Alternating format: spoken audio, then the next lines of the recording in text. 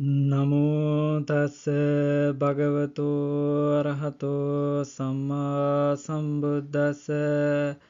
Namo tassa bhagavato arahato samma sambuddhassa. Namo tassa bhagavato arahato samma sambuddhassa. Dear friends in Dhamma, today I am going to give a little introduction about Arahant Bhikkhuni Khema.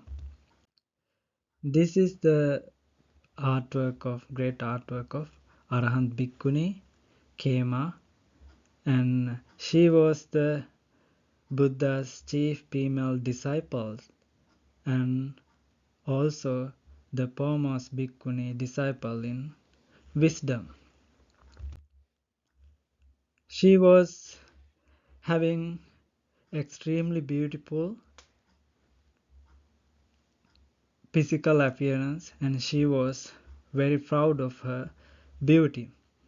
And she was born in Sagala city and kingdom of Madhu. And this is a picture of her father, the king Madhava of kingdom of Madhu.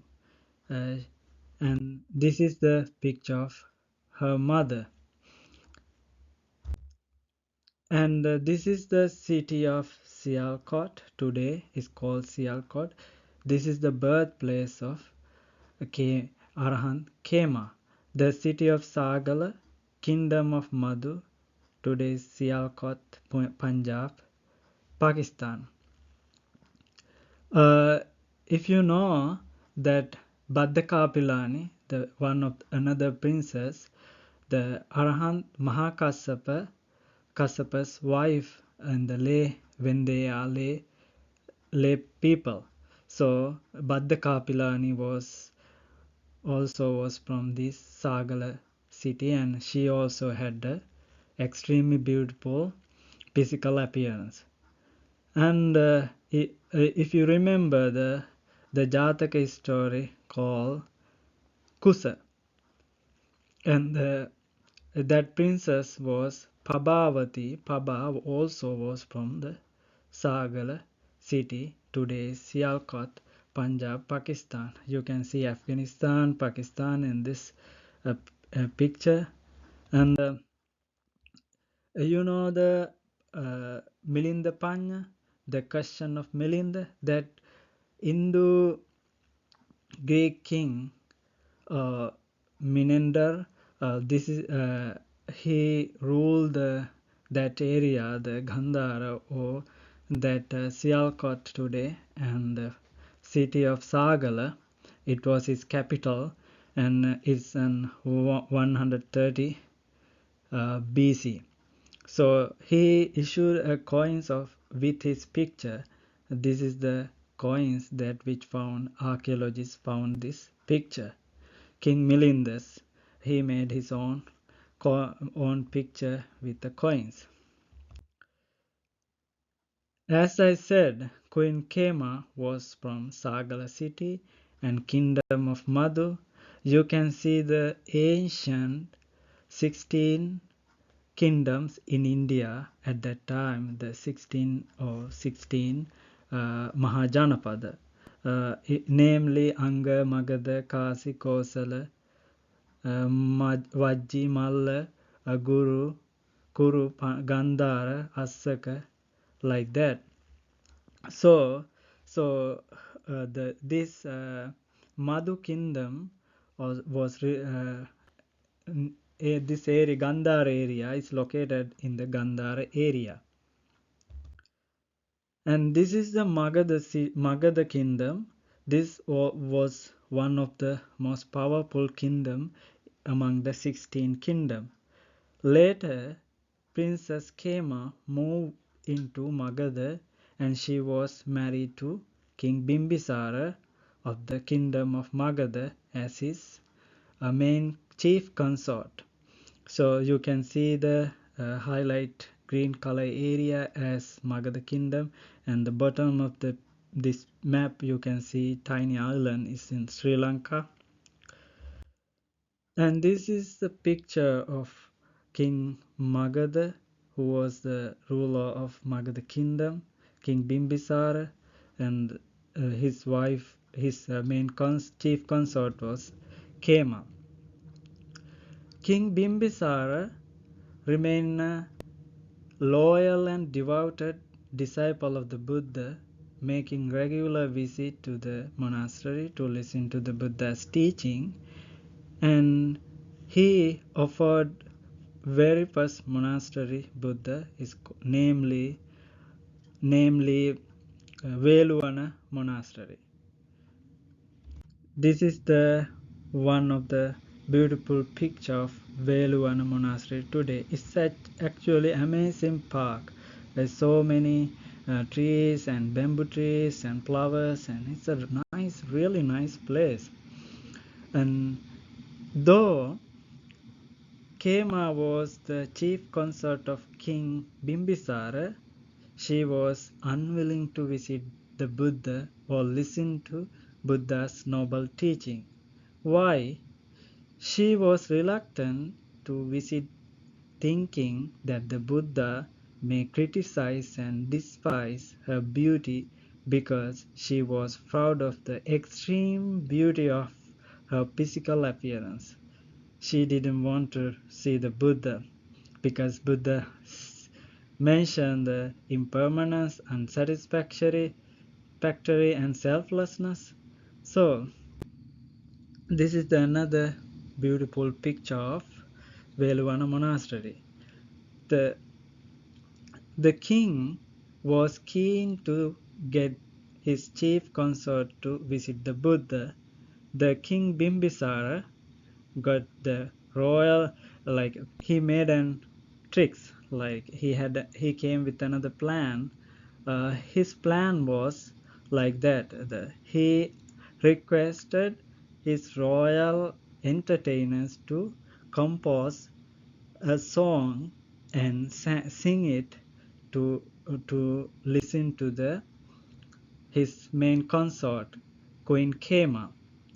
So she listened to that song and she was very happy, and she really wanted to see the beauty of Veluvana monastery and the Veluvana park.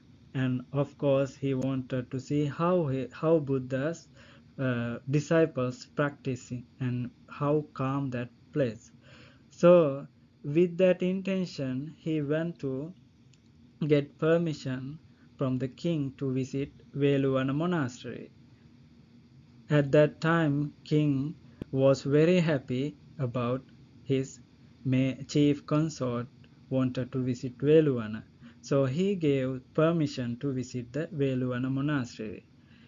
And this occasion, Queen Khema make sure not to go to Veluvana monastery when Buddha is there.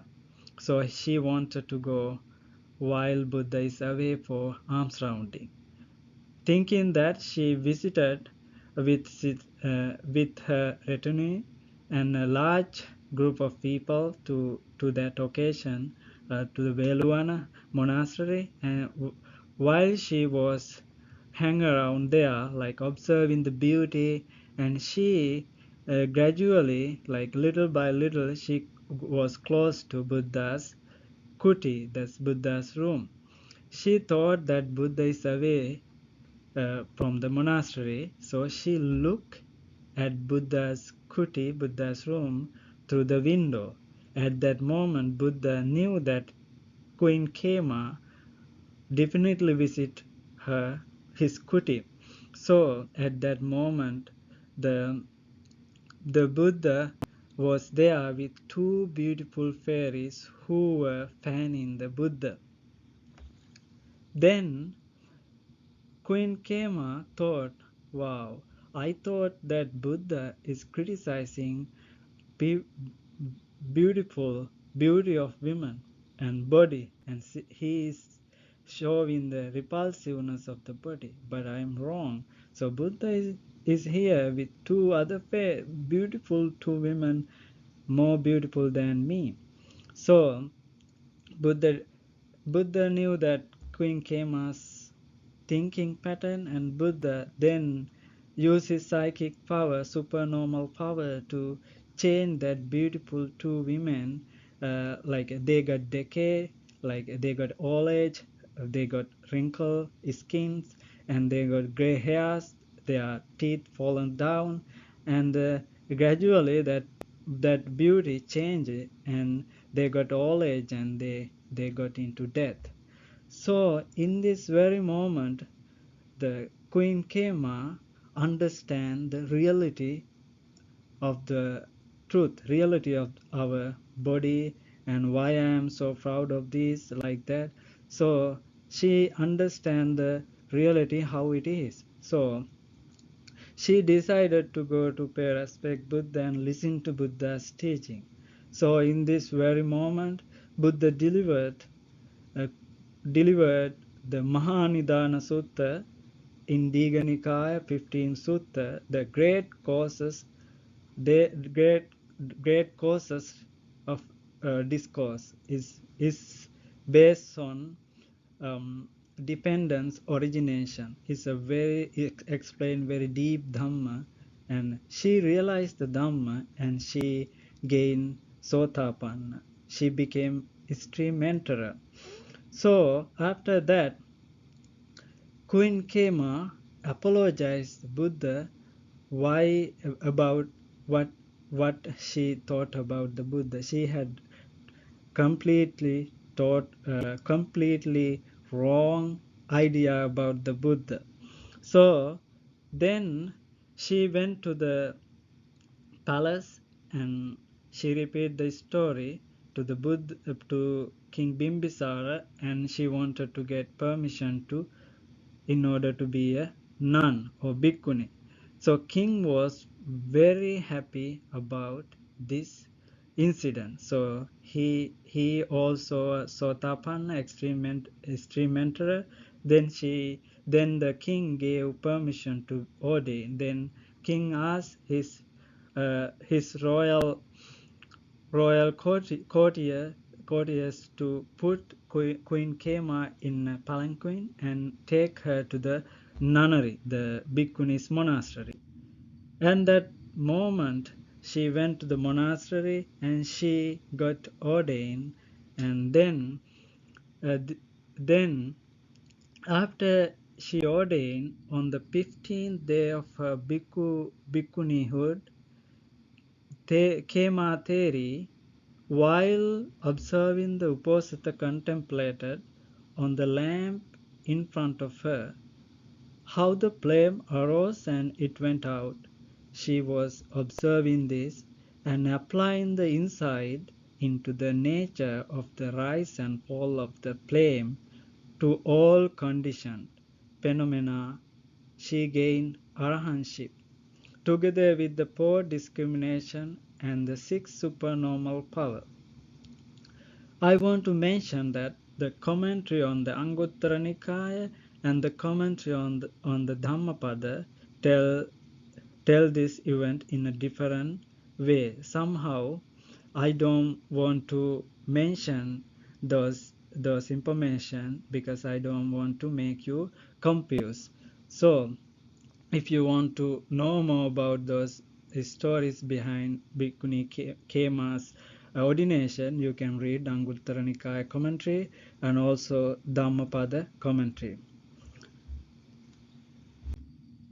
So Arahant Khema, now she is Arahant Khema. She got arahantship on her 15th day of her ordination, and she's Arahant now. And then one occasion, King Kosala visited Saketa city, and the Saketa and the Savatthi, the two between these two cities, King Kosala went to do some duties, and it was too late to be back to his palace. So he stayed between Savatthi and Saketa. There was a small city called Torana. So Torana was to the story name. And then King Kosala wanted to visit one of a Brahmana or Shamana in order to listen to some good Dhamma. King Kosala, Kosala courtiers couldn't find anyone around there. So they said there is a bhikkhuni named Khema Theri, a disciple of the Buddha.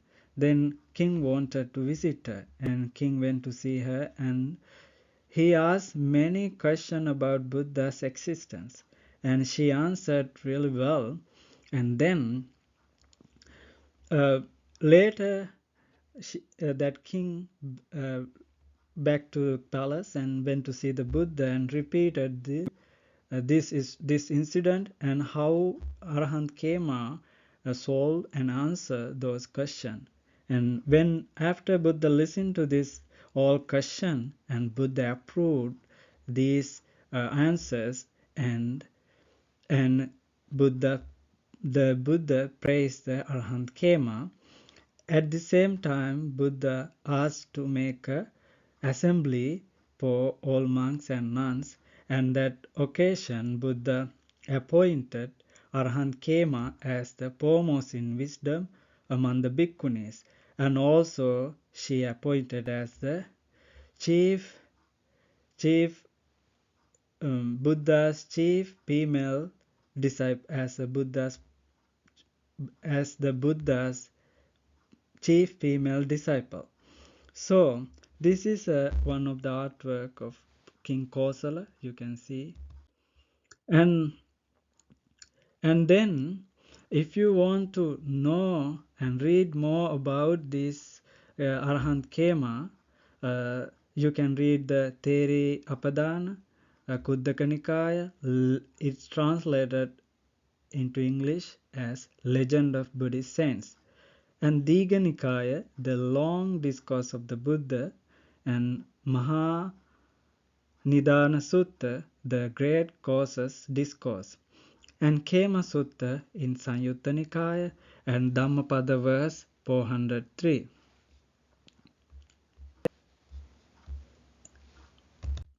And another occasion, the Buddha was residing at the Gijjakuta hill. At that occasion, Sakka, the king of devas, king of gods, who came with his followers and pay respect and between Buddha and this king of gods, and had a Dhamma discussion. At that very moment, Arahant Khema came through the sky by her psychic power and by her supernormal power. She realized that King of Deva and his followers are there, so she didn't came closer to Buddha, and she stayed in the sky and she paid respect, and she just paid obeisance to the Buddha and soon left. After she left, King of Deva asked, "Who is that bhikkhuni?" Then Buddha replied, "She is one of my preeminent disciples. She is known as Theri Khema. She is matchless among the bhikkhuni in wisdom, and she knows how to differentiate the right from the wrong way." And Buddha, after that, uttered the Dhammapada verse 403. So I would like to tell you the meaning of read you the meaning of that verse. Him I call the Brahmana, who is wise and is profound in his knowledge, who knows the right way from the wrong way, and who has attained the highest goal. So, dear friends, this is the story about Arahant Bhikkhuni Khema briefly, who was the chief female disciple of Gautama Buddha and the foremost in wisdom among bhikkhunis. I hope to talk about Arahant Bhikkhuni Uppalavanna in the next video, who was the second chief female disciple of the Gautama Buddha and the foremost in psychic powers among the bhikkhunis. Thank you very much for watching the video, and I conclude my sermon with saying Sadhu, Sadhu, Sadhu.